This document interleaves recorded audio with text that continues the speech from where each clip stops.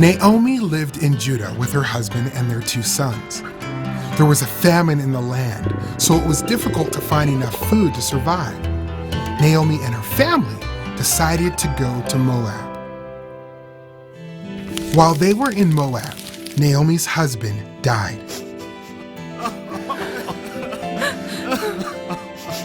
Naomi's sons married women from Moab, Orpah and Ruth. They all lived in Moab for 10 years. And then Naomi's sons died. Naomi, Orpah, and Ruth were all alone.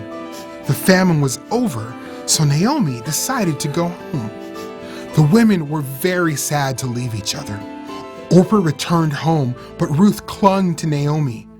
Ruth said, "Wherever you go, I will go, and wherever you live, I will live.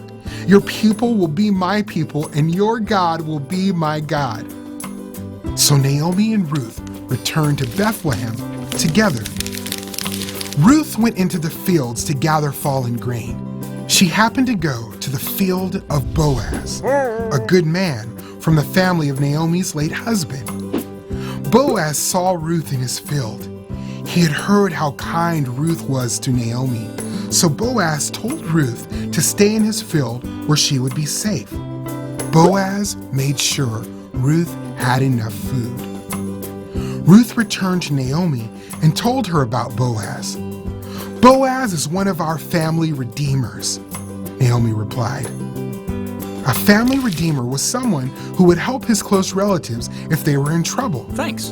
Naomi knew Boaz would take care of Ruth, so she encouraged Ruth to stay in his fields. Naomi wanted to make sure Ruth had a husband to take care of her, so she gave Ruth special instructions.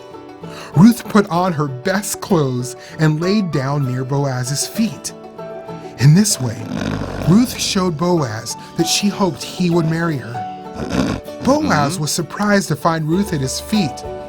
"You are a family redeemer," Ruth said.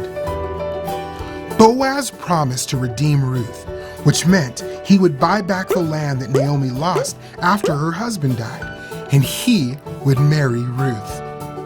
Ruth and Boaz had a son named Obed. Naomi took care of Obed. When Obed grew up, he was the father of Jesse, who was the father of King David. Boaz cared for Ruth and Naomi because their husbands had died. In a similar way, Jesus is our Redeemer. We need help because we sin. Jesus bought our salvation for us by taking our punishment when he died on the cross.